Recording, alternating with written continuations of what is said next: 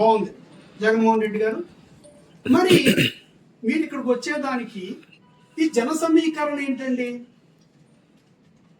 చింతలపూడి నియోజకవర్గం జంగారెడ్డిగూడెం నుంచి 4,000 అంట, పోలవరం నియోజకవర్గం కొయ్యలగూడెం పరిసర ప్రాంతాల నుంచి ఒక 4,000 అంట, 8,000.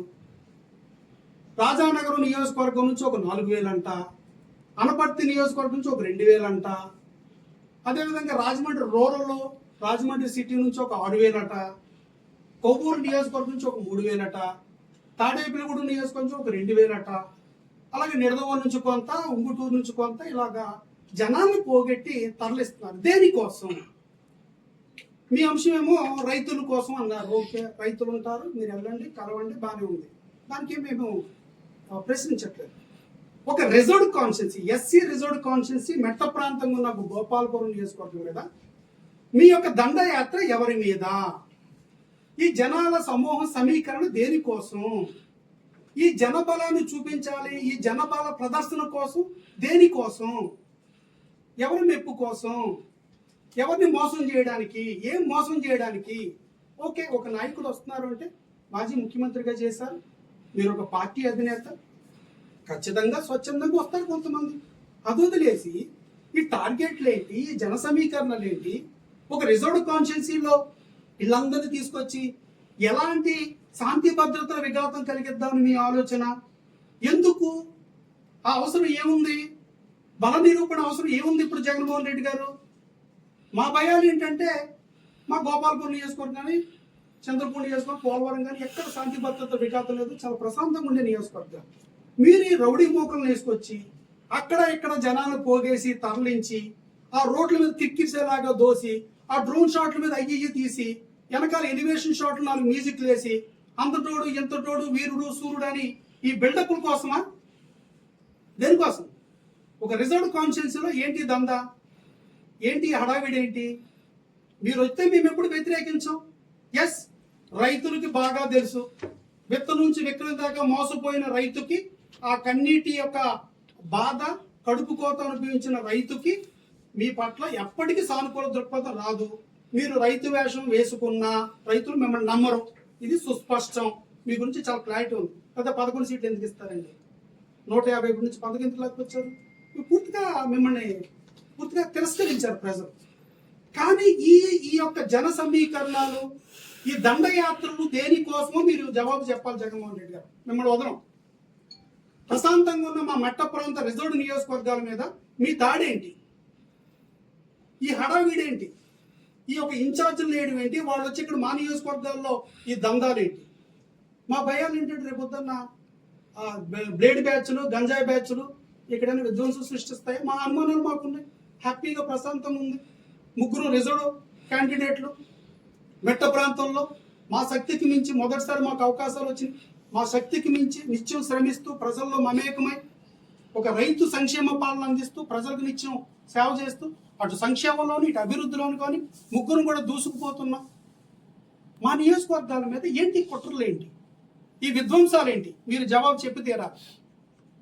లేదు అంటే మిమ్మల్ని రైతు ద్రోహియే కాదు, ఈ సమాజానికి కూడా ద్రోహిగానే మేము గుర్తించాల్సి వస్తుంది. కానీ ఇంకొక మాట చివరిగా చెప్తున్నాం, మీరు రేపు కనుక మీ బ్లేడ్ బ్యాచ్లు, గంజాయి బ్యాచ్లు అక్కడెక్కడి నుంచి వచ్చి దిగుమతులు చేసుకొచ్చి ఇక్కడ గనక ఎలాంటి శాంతి భద్రతల విఘాతం కలిగిద్దామని ప్రయత్నం చేసినా, చాలా గట్టిగా చెప్తున్నాం, పరిణామాలు చాలా తీవ్రంగా ఉంటాయి. చంద్రబాబు నాయుడు గారు కానీ, పవన్ కళ్యాణ్ గారు కానీ, లోకేష్ గారు కానీ మీలాంటి విద్రోహ శక్తుల యొక్క ఆటలు సాగనివ్వరు. ఖచ్చితంగా చట్టం ముందు నిలబెడతాం. ఏదైనా విధ్వంసం కనుక చేయాలని చూసినా, అలాంటి కార్యక్రమాలు కానీ అలాంటివి కానీ ఏది జరిగినా పరిణామాలు చాలా తీవ్రంగా ఉంటాయి. మీరు ఇప్పటికే తప్ప, మీరు ఏదంటే ఆ నియోజకవర్గం వరకు మీరు వెళ్ళాలి, ఆ నియోజకవర్గం వరకు చేసుకోవాలి. ఏదనంటే మా నాయకుడు రాష్ట్ర నాయకుడు కాబట్టి అన్ని వైపులా వస్తే స్వచ్ఛందంగా రావడం లేదు. ఇట్లాగా తరలింపు చేసి టార్గెట్లు పెట్టి వీళ్ళ యొక్క మెహర్బానీ, వీళ్ళ యొక్క ఇది ఎలివేషన్స్ కోసం మాలాంటి నియోజకవర్గాల్లో ఇక ఇలా అసాంఘికంగా చేయడం అనేది మేము ఒప్పుకోం. దీన్ని సరళీకృతం చేశారు. ఇప్పుడు ఆ భూములన్నీ హ్యాపీగా ఆ వారసత్వం ఇచ్చుకోగలుగుతున్నారు. దాని మీద ట్రాన్సాక్షన్ జరుగుతుంది, దాని మీద ఇప్పుడు రిజిస్ట్రేషన్ జరుగుతుంది. అంటే ఇక్కడ మా ప్రశ్న ఏంటంటే జగన్మోహన్ రెడ్డి గారు, మీరు మొత్తం చేసింది విధ్వంసమే, మీరు మొత్తం చేసింది అరాచకమే. మీ పాలనలో రైతులకి తీవ్రమైన నష్టం జరిగింది. మీకు చెప్పిన ఎగ్జాంపుల్సే డేటాతో సహా చెప్పాం. కావాలంటే ఏ డిబేట్ కానీ దీనికి మేము సిద్ధం. మరి ఇలాంటి రైతు వ్యతిరేక మీరు ఇప్పుడు ఏ మొహం పెట్టుకుని ఈ యొక్క గోపాలపురం నియోజకవర్గం ఈ మెట్ట ప్రాంతంలోకి రైతు అంశం మీద మీరు వస్తున్నారు? ఇది డేటా. మీ ప్రభుత్వ పాలనలో, అప్పుడు మీ పాలనలో జరిగిన పొగాకు రైతులకి, ఎన్ఎల్ఎస్ పొగాకు రైతులకు జరిగిన అన్యాయం, ఇది డేటా. మీరు చెప్పేది నేను చెప్పేది కాదు, ఆన్ రికార్డ్ ఇది. మరి ఇంత మోసం మీరు చేసి మీ 5 ఏళ్లలో ఒక సంవత్సరం ఏమో 141 రూపాయల, ఇంకో సంవత్సరం 139 రూపాయల కేజీ, ఇంకో సంవత్సరం 161 రూపాయల, ఇంకో సంవత్సరం 191 రూపాయలు, ఇవే. కానీ మా హయాంలో యావరేజ్ కాస్ట్ వచ్చి 326 రూపాయలు, 300. ఇప్పుడు ఇంకా యావరేజ్ అప్పుడే క్యాల్కులేట్ చేయలేం కాబట్టి ఇప్పుడు 276 రూపాయలు. ఇది మా పాలన. అంటే మేమేమనుకుంటున్నామంటే జగన్మోహన్ రెడ్డి గారు ఇక్కడికి వస్తున్నారని ఎవరో 2-3 చెప్తే మాకు అనిపించింది జగన్మోహన్ రెడ్డి గారు కూడా ఇవి నిజాలు తెలుసుకోగలిగారేమో, జ్ఞానోదయం అయిందేమో, ఈ పశ్చాత్తాపడి రైతులకి క్షమాపణ చెప్తాకు వస్తున్నారని నాకు అనిపిస్తుంది. డౌటే లేదు. జగన్మోహన్ రెడ్డి గారు ఎందుకు వస్తున్నారంటే ఇక్కడ రైతులకి, అయ్యా రైతులారా, మీకు తీవ్రమైన అన్యాయం చేశాము, మీ మోసం చేశాను, మీకు గిట్టుబాటు ధరలు లేకుండా చేశాను, మీ ధాన్యం కొనుగోలు చేయకుండా చేశాము, రైతుల ఆత్మ క్షోభించేలాగా చేశాము, మీ ఆత్మహత్యలకు నేనే కారణమయ్యాను, కాబట్టి క్షమాపణ చెబుతున్నాను అని చెప్పడానికి వస్తున్నారేమో నాకు అనిపిస్తుంది. ఒకవేళ నిజంగా జగన్మోహన్ రెడ్డి గారు కనుక క్షమాపణ చెప్పి రైతులకు వెళ్తే మేము కూడా హర్షిస్తాం. లేదంటే ఇది చాలా ఘోరం. మీరే గొంతు కోసేసి, మీరే పాడి కట్టేసి, మీరు దొంగ ఏడుపులు ఎడుతుంటే ఎట్లా జగన్మోహన్ రెడ్డి గారు? కాబట్టి మా యొక్క మ్యాది కానీ, ఇక్కడ రైతులు కానీ మేమేం కోరుకుంటామంటే, అయ్యా జగన్మోహన్ రెడ్డి గారు, ముందు రైతులకి క్షమాపణ చెప్పండి, పశ్చాత్తాపడండి. మీరు రైతు వ్యతిరేకగా ప్రజలకు క్లియర్గా అర్థమైంది. ఒక రైతు వ్యతిరేకగా ఉన్న మీరు, రైతు వ్యవసాయం సంక్షోభంలోకి నెట్టివేయడానికి కారణమైన మీరు, విత్తనం నుంచి విక్రయం దాకా ప్రతి దశలోనూ రైతును దగా చేసిన మీరు ఖచ్చితంగా రైతులను క్షమాపణ కోరి తీరాలి. ఇది మా ప్రధాన అంశం. కాబట్టి ఈ విషయంలో మీరు ఆలోచిస్తారని, ఆ దిశగా మీకు మారు మనసు పొందాలని, మీరు పశ్చాత్తాపంతో, కన్నీటితో రైతులకి క్షమాపణ చెప్పాలని కోరుకుంటూ, రెండో అంశం ఏంటంటే, ఓకే రైతుల కోసం. అందరికీ నమస్కారం అండి.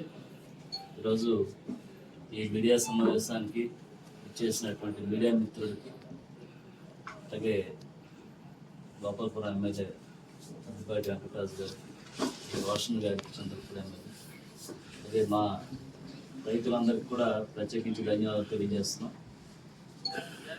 రేపు వైసీపీ పార్టీ అధినేత జగన్మోహన్ రెడ్డి రైతుల కోసం దొంగ కన్నీరు కాచుకుంటూ,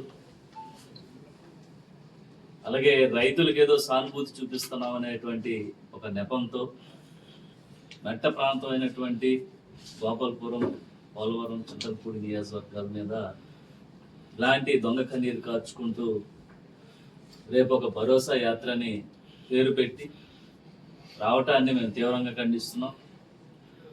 గత 5 ఏళ్ల పాలనలో జగన్మోహన్ రెడ్డి అనేటువంటి వ్యక్తి వైసీపీ పార్టీలో అధికారం ఉన్నప్పుడు ఏదైతే రైతులు పేరు పెట్టుకొని ఈ 5 సంవత్సరాల్లో, గత 5 సంవత్సరాల్లో కూడా ఎక్కడా కూడా రైతులకు న్యాయం చేసినటువంటి దాఖలాలు లేవు. ఇటు ల్యాండ్ టైటిలింగ్ యాక్ట్ పేరుతో రైతుల భూములు కబ్జా చేయాలని, రైతుల భూములను దోచేయాలని శత విధాలుగా ప్రయత్నం చేసినటువంటి వ్యక్తి జగన్మోహన్ రెడ్డి. అలాగే రైతులు వరదల్లో కొట్టుకుపోయినటువంటి పంటకి ఎక్కడా కూడా నష్టపరిహారం ఇవ్వకోకుండా దాట వేసినటువంటి వ్యక్తి జగన్మోహన్ రెడ్డి. అలాగే ఏదైతే పొగాకు రైతులకు సంబంధించి సరైన గిట్టుబాటు ధర లేక ఇబ్బంది పడుతుంటే వారికి ఓదార్పు పేరుతో వారిని మోసం చేసినటువంటి వ్యక్తి జగన్మోహన్ రెడ్డి.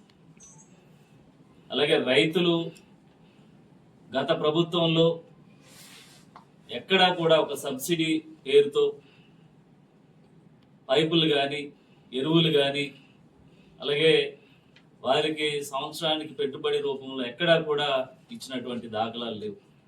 కానీ పేరు మాత్రం రైతు శ్రామిక పార్టీ అని పేరు పెట్టుకొని రైతులను అన్యాయం చేసినటువంటి జగన్మోహన్ రెడ్డి ఈరోజు ముసలి కన్నీరు కార్చుకుంటూ రైతుల మీద ప్రేమ ఉన్నట్టు నటించడం, అలాగే ఇలాంటి యాత్రల పేరుతో రైతులు మోసం చేద్దామని చూస్తే ఎక్కడా కూడా రైతులు నమ్మే పరిస్థితి లేదు. రైతులకి క్షమాపణ చెప్పి తీరాల్సిందే. లెక్కలు చెప్తున్నాయి, అంకెలు చెప్తున్నాయి. ఇది డేటా. ఈ డేటా ద్వారానే మేము అడుగుతున్నాం. మా పొగాకు రైతులకు మీరు అన్యాయం చేశారు, మా వరి రైతులకు మీరు అన్యాయం చేశారు, మా రైతుల భూములు రీసర్వే పేటలో మాకు గొంతు కోశారు, మాకు తీవ్ర అన్యాయం జరిగింది. మా బిడ్డలకి మా భూములు రీసర్వేలో పూర్తిగా ఇవి బ్లాక్ అయిపోవడం వల్ల ఎట్లాంటి వాళ్ళ పిల్లల పెళ్ళిళ్ళు కూడా కన్నీళ్లు పెట్టుకున్న మధ్యతరగతి రైతులు ఉన్నారండి. ఆడబిడ్డలకు పెళ్ళిళ్ళు చేయలేక, ఈ ఆస్తిని వారసత్వంగా ఇవ్వలేక, అటు అత్తారింటి వారు వీళ్ళ అనుమానపు చూపులు చూస్తుంటే నలిగిపోయిన తల్లిదండ్రులు ఎంతో మంది ఉన్నారు హృదయవేదంతో. కాబట్టి మీ బిల్డప్లు, మీ షోలు ఆపి ఇలాంటి జన సమీకరణలు అక్కడి నుంచి ఎక్కడి నుంచి డౌన్లోడ్ చేసి టార్గెట్లు చేసి మాలాంటి రిజర్వ్ నియోజకవర్గాల మెట్ట ప్రాంతాల మీద ఆధిపత్యం చలాయించాలని చూస్తే మాత్రం చాలా పరిణామాలు తీవ్రంగా ఉంటాయి. కాబట్టి మరొకసారి మీరు వస్తున్నారు, దయచేసి వెళ్ళేటప్పుడు మాత్రం రైతులకి క్షమాపణ చెప్పి, రైతులు చేసిన ద్రోహానికి వాళ్ళ క్షమాపణ చెప్పి పశ్చాత్తాపంతో తిరిగేయాలని కోరుకుంటున్నాను. Thank you.